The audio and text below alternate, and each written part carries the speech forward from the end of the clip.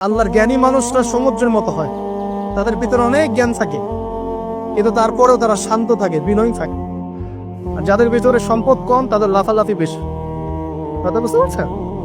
সাগর এত শক্তিশালী হওয়া সত্ত্বেও আপনি তার সামনে গিয়ে দাঁড়ালে সে আপনার পা ধুয়ে দেয়। আল্লাহ বিনয়ী মানুষ এমনই হয়, অনেক শক্তিশালী হওয়া সত্ত্বেও, সম্পদশালী হওয়া সত্ত্বেও তারা আপনার পা ধুয়ে দিক। অনেক শেখার আছে, অনেক কিছু। সাগর সম্পর্কে অনেক আয়াত আছে কোরআনে। যখন সাগরে নৌযান চলাচল করে, তখন আল্লাহ পাক যদি ঝড় ঝাপটা দেন, প্রাকৃতিক কোনো বিপর্যয় দেন, তাহলে মানুষ মুখলেস ভাবে আল্লাহকে ডাকা শুরু করে।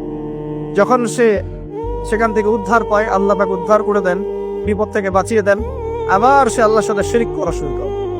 এই আয়াতগুলো সূরা ইউনূসের মধ্যে আছে। তো আমরা চেষ্টা করব সাগরের মতো সম্পদশালী হওয়ার জন্য।